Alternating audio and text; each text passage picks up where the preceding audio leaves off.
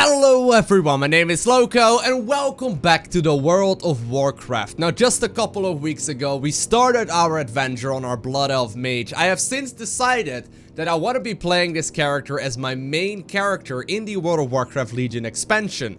Now at the time of me making this video, the Legion expansion is just around the corner. It will be releasing in just a few weeks, and with that we are gonna be boosting this character that I've leveled up to level 60 all the way to 100 today. Now while I would never recommend boosting your very first character to the max level simply because you're just gonna miss out on so much of the storyline, I have personally leveled up several characters in the past, and since I want to be leveling this one in the Legion expansion as well to 110, I just simply don't have the time in between right now and the expansion releasing to actually level it up to 100 myself. Now one of the perks from boosting the character from 60 to 100 instead of boosting it all the way from level 1 to 100 is that we're gonna be getting 2 free professions to the max level as well, and I've decided to settle on tailoring and enchanting. In the last episode I asked you guys which one I should go ahead and boost, and many of you pointed out that while I picked jewel crafting at first, it's not a very lore accurate kind of profession that I should really be playing. Many of you pointed out that I should really consider picking up enchanting, as obviously we also have the racial bonus from the Blood Elves to be a little bit better at that than the other races can in the game.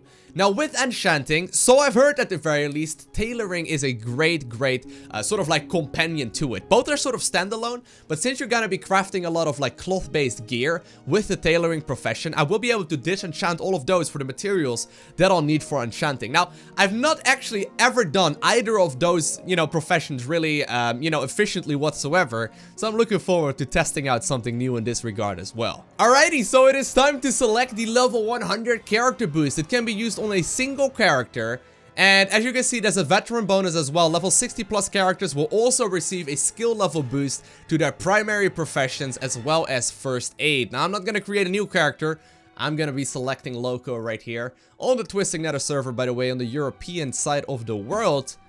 And as you can see, yeah, there we go. We're also gonna get a bonus of enchanting 700 as well as tailoring 700 as well as first aid 700. Now the specialization that I've settled on after doing far too much research, we're gonna go ahead and pick what? Wait, what? I was gonna pick fire. I wanted to be picking fire. I think we have to manually change that. This specialization isn't available for a boosted character. You'll be able to switch to it later. Alrighty then, I guess I can only really go ahead and play Frost for the moment. We'll switch once we are in the game to fire instead. It should be pretty straightforward. So I have to select that one for the moment. And I guess it's time to level up. Are you sure you want to level up this character? You can't change your selection after this step. Most definitely am. Woo! Well, that took about 20 seconds or so, but it looks like we did indeed successfully level up to the max level. I was a little worried that it bugged out there, but apparently it can take a little bit of time. But I think it's time to enter the world once again. Congratulations on your recent advancement to level 100. It is vital that you set your focus on the Tanaan jungle and establish a foothold there. Alrighty, the war chief is ready for you inside of your town hall. It wouldn't be wise to keep him waiting. Well, that's all fine and dandy, because we are right now in front of our garrison. Now, obviously, garrison are both one of the most liked parts as well as one of the most disliked parts of the World of Warcraft, Warlords of Draenor expansion. I've never actually explored a Horde one before, but look at that. Now leveling up to 100 is pretty good, as you're also going to be getting a whole bunch of free leveling gear, I suppose. I mean, this is all going to be eye level 640, which is actually pretty reasonable. This is normally where you would end up indeed after, leveling up yourself to 100 as well, probably slightly lower. And with that, I've also gotten a whole bunch of the, we're actually going to go ahead and unlock the Flamekeeper here, but we also unlocked a whole bunch of the titles that I already had on some of my main characters. I don't think all of them are on here, but we'll be alright. Now, Vol'jin, the war chief of the Horde, is currently in my town hall. We'll go ahead and talk to him a little bit later. Jurotan is over here, as well as Khadgar, as well as War Master Zok, apparently. We're gonna keep them waiting for a little while longer, as I also want to go ahead and activate fire, which is gonna be the specialization that I want to be running in the next expansion, and it is exactly what I'm gonna do. Now, as you may already be aware, I have never actually played fire before, so this is gonna take a little bit of time. Alright, we're gonna start off clean. I made my way over towards the target dummies. I'm gonna drag everything off of my action bar, and we're gonna be starting off clean. Well, I guess I can keep the teleportation, the portals over here, right? Speaking of which, I probably should go back and learn all of the other teleportations and whatnot. But I think first and foremost, I need to figure out what fire is all about. And while I know it's one of the sickest specializations, there are a ton of things that need to work out. By the way, my professions, they did indeed get boosted up. So that's pretty awesome. We can immediately get started in Legion with that. That's going to be pretty awesome. But first and foremost, I think it is time for me to read through all of my skills and see if we can figure out what exactly it is we need to do. Now, apparently I need to still unlock Master Riding, which is going to be a rather expensive thing to do. We also do have some Ember Silk bags, which are slightly bigger than the last ones. And apparently I got an Invasion Survival Kit. Open the bag. What do we get? Ew. We got a bunch of rice puddings, a bunch of healing things, and some slightly rusted canteen. Alrighty. And I've heard that fire is going to be one of the most fun specializations to play, as you're gonna be seeing some stupid high crits on the screen all the time. You can hit like an absolute truck, and that is partially due to our mastery. So our mastery, I'm going to try and explain what fire is all about, also explain it to myself. Mastery is going to be Ignite, and my target burns for an additional 12.1% over 9 seconds of the total damage caused by your Fireball, Fire Blast, Scorch, Pyroblast, and Flame Strike. If this effect is reapplied, any remaining damage will be added to the new Ignite. Every 2 seconds, your Ignite may spread to another nearby target. That's the main thing right there.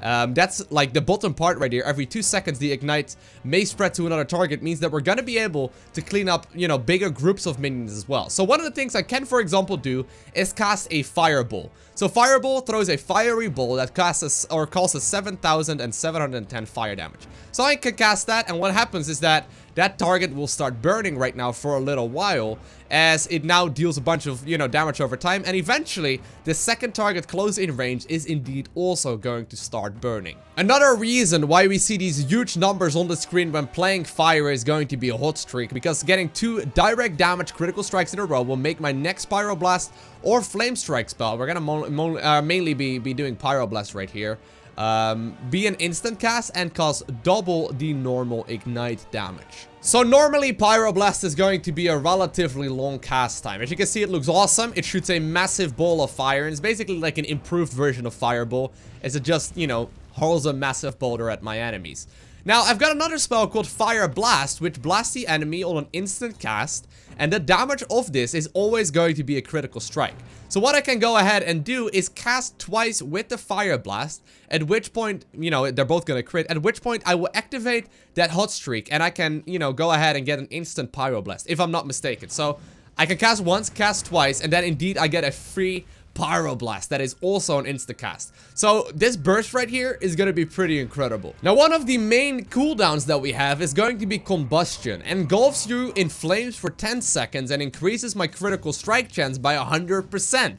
So that means that while I'm casting with Combustion on, I will be critting all the time, which probably means that I'm going to be using my Pyroblast all the dang time as well, right? Unaffected by the global cooldown and is castable while casting. So I think what that means is that I can start off with a couple fireballs, activate my Combustion, use my fire or my Fire Blast, use Pyroblast, use Fire Blast, use Pyroblast. I don't know if I'm completely correct with that, because once again, I've never done this before, but there we go. Oh, look at that. That looks absolutely incredible. I actually made some minor mistakes there, but look at that stupid, like, damage output that we can immediately start dealing. So once again, we're gonna get a lot of free casts for 10 seconds. That is really, really cool. Now, if I'm not mistaken, that right there is going to be my main, you know, my main rotation of what I will be using initially. Obviously, we're gonna be unlocking a bunch of new things as well in Legion, and I still haven't set my talents up yet, but there are a couple more skills that I want to show to you real quick. So, first and foremost, we also have Frost Nova. Now, I already had that one. It's gonna freeze people. We still have got some carryover from Frost as well.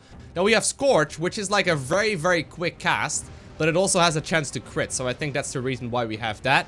Then we have the Dragon's Breath right here, which looks pretty cool as well. Pretty long cooldown. Not entirely sure when we use that.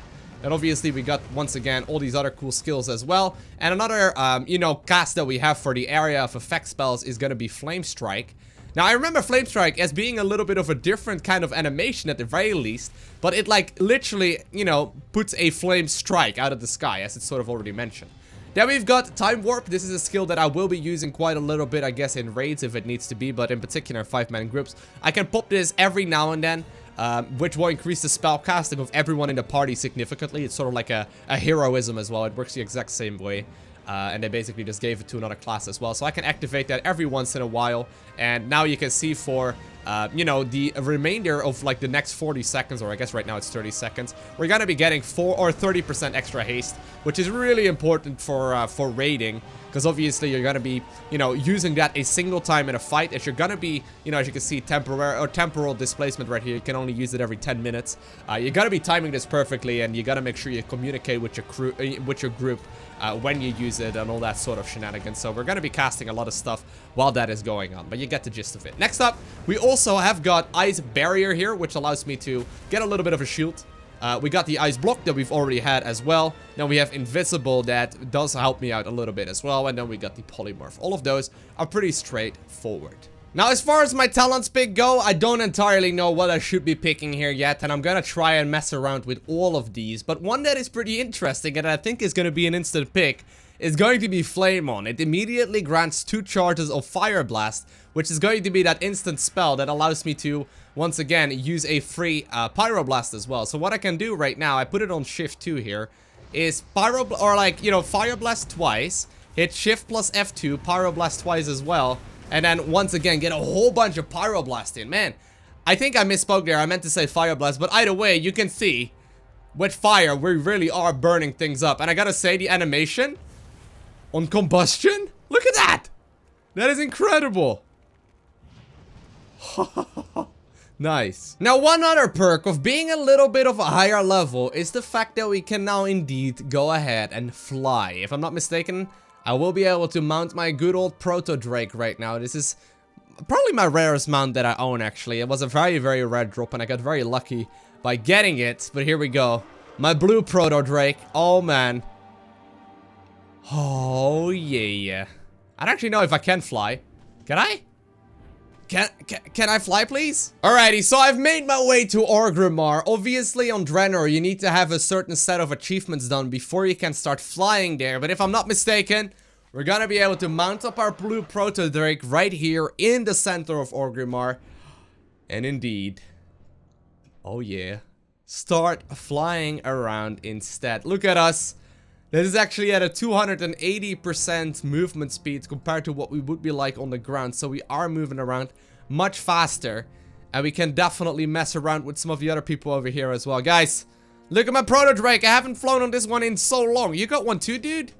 Nice. One of the perks of riding a being a Tauren, by the way. Whenever you're a Tauren and you sit on a mount, at least on some of them, the mount gets significantly bigger. I mean, makes my Proto Drake look like a baby now. Look at that thing. Excuse me, Mr. Grunt. What are you looking for? Well, I'm looking for a profession trainer. Flight master? No. A profession trainer right here. Which profession? I'm looking for flying. Yes. I will mark the location upon your map. Great. Great. I don't entirely know where that is, but at the very least, we can now quite easily get over there, as there is another movement speed that you can increase into, which is going to be 310%. Now look how much faster we are allowed to go up and down cliffs. It's pretty ludicrous. I think he's gonna be over here. Well, it's actually right next to the Windmaster. There we go. Here's the flying trainer over here. Yeah, and he does indeed sell me Master Riding. You can now ride at the highest possible speed on your flying mount. Now this will increase the speed of my mount from 280 to 310%. It's a pretty expensive upgrade, but we gotta break that sound barrier, so it's gonna be slightly faster. Obviously, in the long run, that is gonna be way worth it, as we're once again going to be 30% faster at 310%, which is the fastest way to currently move around in the game. Now, I am taking recommendations of the mount that I should be running, as well as the title that I should be running in the next expansion. Keep in mind, I'm trying to keep this entire character from now on, at least for the foreseeable future, a fire-based character. I want to be looking like a Fire Mage. I want to be running with something like Flamekeeper Lowko. I think that's pretty cool. But with that, we also have to find a mount that is appropriate. Now, the one mount that I've always loved is the Ashes of Alar. This one gets dropped by Kiltas Sunstrider, obviously one of the, main characters in the Blood Elf lore. And the Ashes of Alar has an extremely small drop rate. This is one of the mounts that I want to try and see if I can grind out. It's a 1% drop rate if I'm not mistaken, which is going to take quite a little bit of time. And the other one that I also want to see if I can pick up is going to be the Pure Blood Firehawk, which once again also has a 1% drop rate. It drops from Ragnaros. That means that I can do the dungeon once a week, and I'm hoping for a 1% drops chance. So it's gonna be a rather difficult one to get. There are a couple of other ones, but if you've got any recommendations of the mounts that you think would be appropriate for a Fire Mage, do let me know down below. The transmog right here does look a little bit differently, and it looks like we've unlocked at least several new ones. Maybe I'm going crazy though, but there are different ones in here that we could make work as well. The one thing that I really don't like of this set of gear, at the very least not really the look, is the cape that we currently have. I am at the very least going to be transmogging that. But the same goes for transmog gear. I am trying to, you know, up the appearance of our character as well and find something that looks really sick before the next expansion launches. So if you've got any recommendations of what I should be running, definitely do let me know. Because, you know, all of this is going to be up for discussion. I quite like this. I quite like this one. This makes me think of the good old Wrath of the Lich King days, which is when I used to play the most. Actually, this is going to be the one. This is going to be the one. Here we go. We're gonna, at the very least, apply the Recovered Scarlet Onslaught cape. I don't even remember where I got these shoulders, but I do know that they spit fire, so I think for the moment, we're gonna be running with those. At least for a little while. I'm a little disappointed that they got these weird patterns on the sides there. Don't really like that part all too much, and I'm trying to find something that can work with it quite well. Yeah, now that we look a little bit more badass already, I think we can at the very least run with the replica Staff of Gul'dan for a little while. There we go. I'm gonna go ahead and apply this this outfit here, which makes us look a little more badass, and at the very least is gonna allow us to look a little bit more like a Fire Mage. At least for the time being, but once again, I am definitely taking recommendations because this is by no means finalized. So I've made my way back towards the Garrison. I just want to make a quick loop around to see exactly what is going on here, as I've never actually seen a Horde one up close and personal, I suppose, right? For those of you wondering what Garrisons are all about, basically there are these places in the world of Draenor where you can indeed set up shop over here and you can put guys on missions, you can, you know, create new buildings, you can specialize this the way you want it to be.